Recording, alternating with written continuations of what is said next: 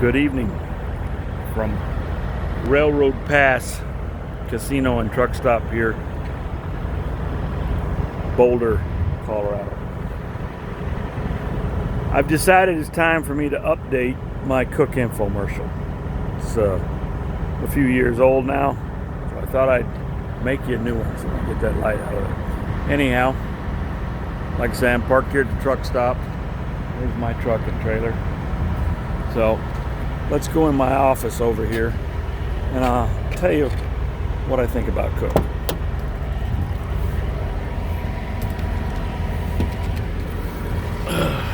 It is here.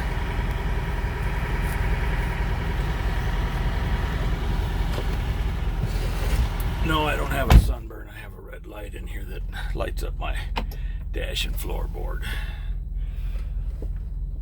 I decided I'd upgrade this or update this infomercial.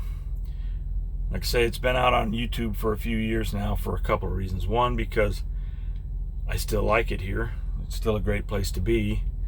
And things have actually gotten a little better because the pay rate has actually gone up. And I understand we might be getting a raise again here shortly.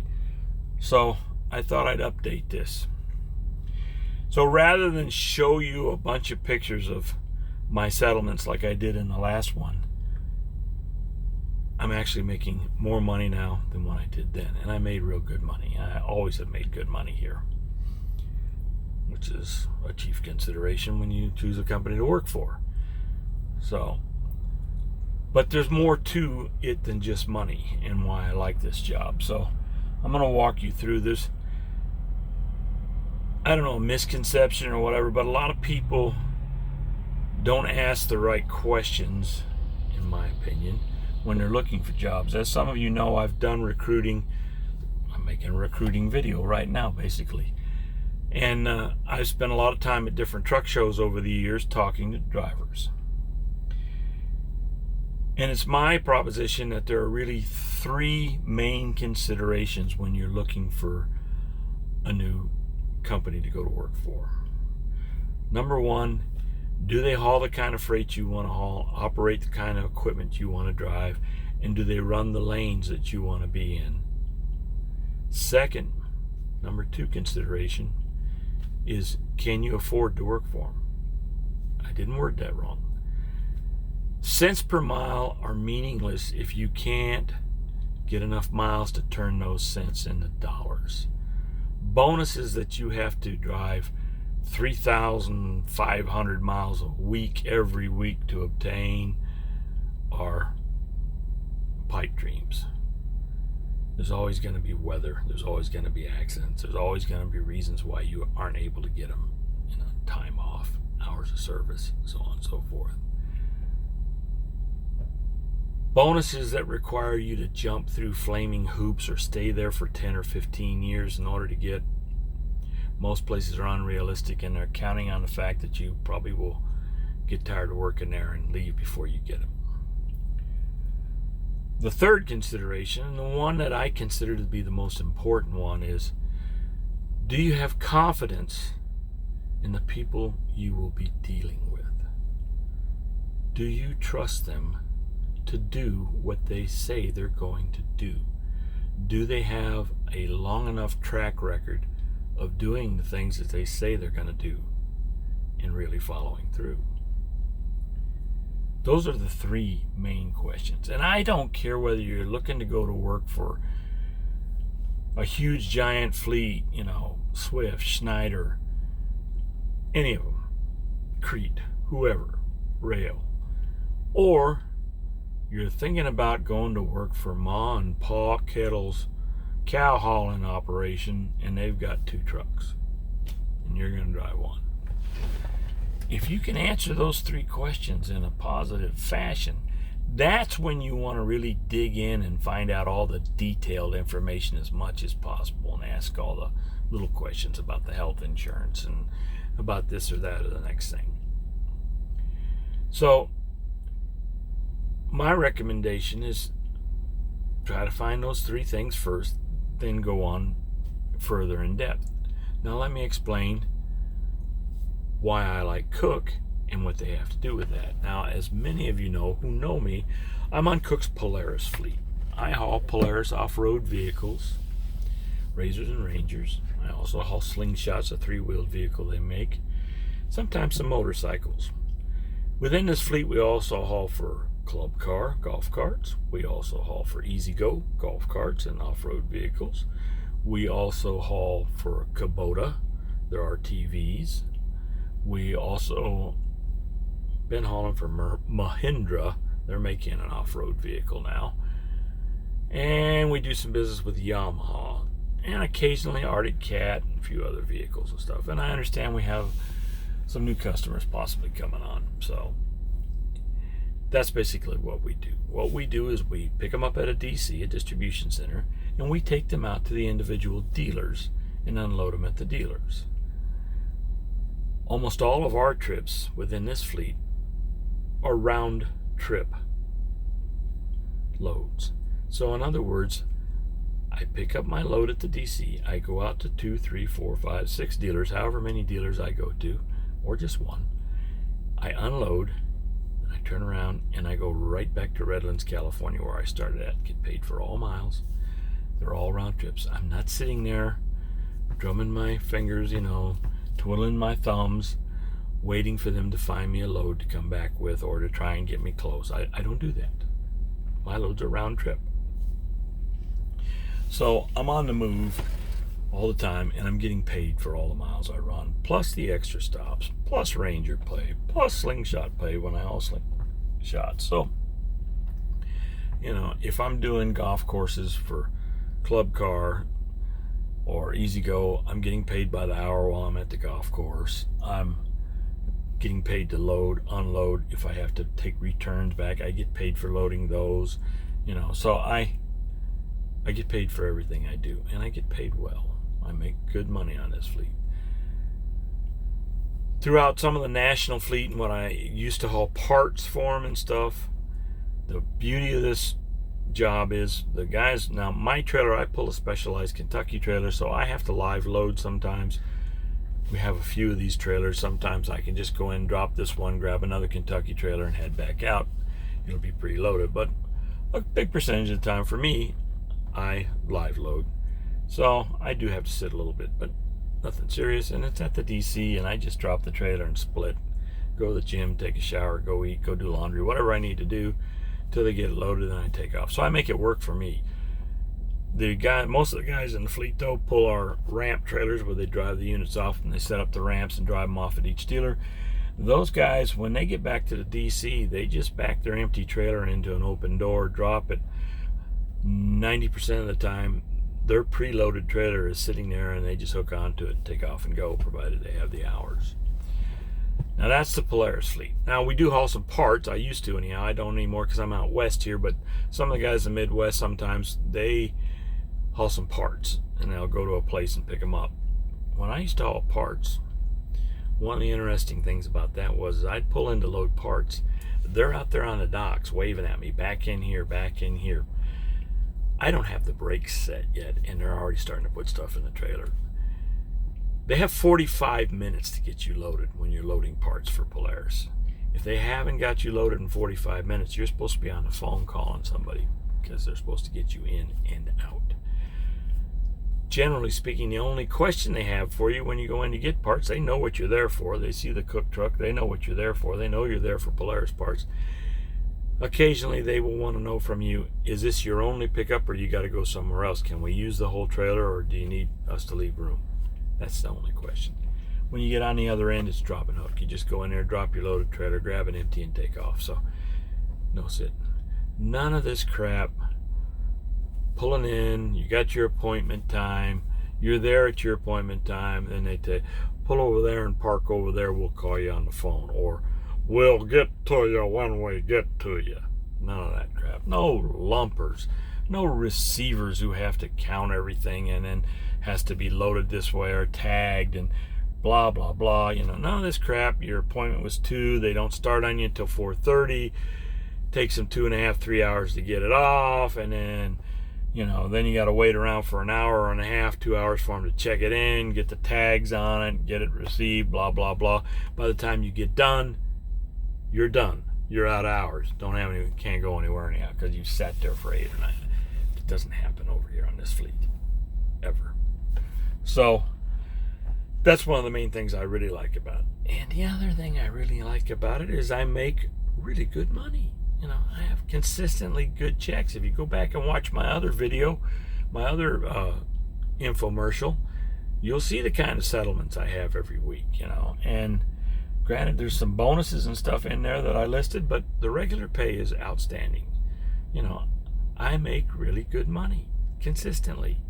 So there's very little aggravation. The other thing is I usually drive to the dealers, get there the night before, park at their place, get up in the morning. I know where they want their stuff. I know most of the dealers. I've dealt with them several times. So I know how they want things. So I get up before they open because they don't open till 9. There's a few that open at 8. You know, a couple of places we go to that aren't actually dealers, but they finish assembling and take them out to the dealers and stuff. They open up 7:30, 8 o'clock. So hey, boom, I go in there early. But in any event, most days I sleep in. It's easy. There's no appointment times. They give you the load. You've got 5 stops. You need to do them in this order. Go do it. They don't tell you what time to be there. Then, you know, the only thing they ask of you is if you give them an expectation. Hey, I'm going to get all 6 stops off tomorrow, or I'm going to get all 5 stops off tomorrow. Should be back at the DC the following morning. Well, they want you to do that because they've already got a load plan for you going back out, and they want you to stay busy. So, you know, if we do have to sit in any of the DCs, Polaris tells them how many trucks they want at a specific DC. If for some reason, like there's a quality control hold, there's a problem with one of the products, or they're waiting to change a part on them because something didn't come out just right, or whatever, into the quarter inventory, whatever reason they have for it, then and you get to a DC and they keep you sitting there for a day or two. Hey, it's $250 a day to sit. I can sit for $250 a day real easy. So you're always making money. That's what I like. I don't even deal with night dispatch. If I have a problem, I have all of my dispatchers, all the people on this fleet's cell phone numbers. I run into a situation or a problem, I call them right up on the phone, night or day. I don't like to bother them at night unless it's something they really need to know. Otherwise, you know, but I can, if I need to, at any given time, communicate with them if I run into a problem, night or day. So that's the Polaris fleet in a nutshell there. That's what I like about it. We have distribution centers. If guys in particular areas are looking for work in this, within this fleet, want to do the kind of stuff I do, we have a distribution center where I work out, Redlands, California, Fife, Washington, Salt Lake, Utah, Shakopee, Minnesota, St. Louis, Missouri, Carrollton, Texas, Huntsville, Alabama. Polaris has a factory there now. Upstate New York. I really don't remember which city it's in, so I'm not going to say. We only have a few guys that work out of there, so I don't know that they're looking for anybody in that area right now. But anyhow, those are the main Polaris areas that we work. It's a great job. We also have a number of other divisions Cook does. You know, we have a Best Buy fleet. Again, they do the round trip loads like we do. You'll go out to the stores. If you're a lazy guy, it's a really good lazy person's job. Most of the trailers are roll top doors. You don't even have to get out of the truck. You'll get loaded, you'll take off, you'll get to the store, you'll back up to the door, go to bed, whatever. When they're ready to unload it, they cut the seal, they go in, the paperwork's inside the trailer, they take their stuff off. They've got returns to put back on, they put the returns on, reseal the door because you'll have multiple stops. And then, most of the time. And then they'll come out, knock on the door, bring you your paperwork, have a nice day, driver. And you'll go on to the next store, same thing. When you get back to the DC, they'll have places for you to park with your returns. They'll have, if you just bring them back in empty, park over in the empty section, whatever. And then they you pull around, get your paperwork for your next load and go. Or if you're low on hours, they don't like to send you out without plenty of hours, because it's a very high value load. You can have $1 million worth of TVs, electronics, computers and stuff on there. They want to make sure you have enough hours to get to your first stop, so that you're not on the side of the road somewhere. You're not parked in a truck stop to where you'd be vulnerable to hijackers. So it's a good job. It's an easy job. Does not pay as good as this job, but it still pays good. We also have a Cummins generator fleet that hauls mainly Cummins generators out of Freely, Minnesota, all over the country, both step deck and flatbed, mostly step deck, and vans. They do some van load stuff too. They also haul for federal firearms and haul shells, bullets, and sometimes just empty casings, brass casings, sometimes some gunpowder and stuff. So that fleet is out there. Then we have, and they make good money and do real well. We have a boat hauling division that hauls everything from the big giant, I think they're called cigarette boats, but I call them cigar boats because I'm a cigar lover. But anyhow, they have that fleet, and it's a round trip fleet. And like I said, they haul the big, wide, oversized ones all the way down to rowboats. So, and I think they work out of Knoxville, Tennessee, and out of Michigan. They may have one other location. Don't work in that fleet, so I don't know. Then we have a general freight fleet as well. We also have a fleet that hauls tires, that does a lot of multi-stop loads, and very good paying deal there. You do have to roll the tires out the back of the trailer and go into little shopping centers and discount tire stores, so on and so forth. But I've never done one of those. Talked to plenty of the guys that do. They love it. It pays really good. So those are the fleets that we have here. Like I said before, there's three main considerations. And my main consideration, the one I think is most important, is do you have confidence in the people you'll be dealing with? Like I say, I have everybody's cell phone numbers. I can talk to Randy Cook if I need to. I can talk to Dave Burkhart, the head of this fleet, anytime I need to. So they've been around for 40 plus years now. They do what they say they're going to do. When you're doing your normal day-to-day works and stuff, that's when things are easy. When you notice whether or not people are on your side is when there's adversity. Some of you who know me know that I recently was on vacation and had to have an emergency appendectomy and was down for 6 weeks. And I had a little trouble getting my disability pay and stuff. Sue, with our human resources department, she really came through for me. Got it all straightened. I don't do computers. I may seem like I'm tech savvy because I'm making a video right now, but I really am not. I don't own a computer, don't want a computer, don't want to do computer stuff. Trust me, I have a hard time sending an email unless it's already programmed into the phone. So I ran into some difficulty with that. They wanted this, faxing that, or this. I'm here, they're there. Anyhow, Sue handled it all for me, got it all straightened out, got my disability pay for me. I'm still having a little struggle with Aflac getting my money from the duck, but she's working on that, and that's getting resolved. So that's when you really notice,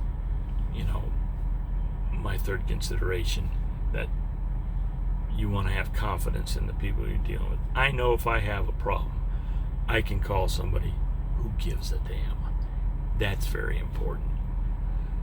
So that's my little video here on Cook tonight. Any questions, you should call our recruiting department. I'm sorry, I don't know their direct line.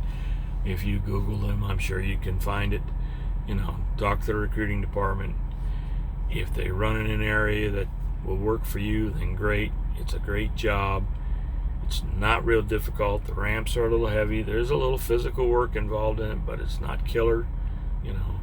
I'm 65. I'm still doing it. I don't do the ramps anymore because I pull a Specialized trailer. I could if I had to. I have on occasion still done a few ramp loads. Don't like it. Don't want to do them. I want to pull my Kentucky trailer. So, but I can if I need to. So we have a couple of different girls over here. One of them's a little bitty girl. I don't think she weighs 100 pounds, and she knocks these loads right out. So if you're interested, I highly recommend Koch. I think it's a great job. I think it's a great company. I think it's great people. That's the difference. It's not just a company, it's people, and the people inside Koch are great. So give them a call. You know where to find me on Facebook. You got questions, look me up. I'll be happy to tell you anything I can answer. If I can't answer it, I'll find somebody who can. So take care. Enjoy the ride, folks.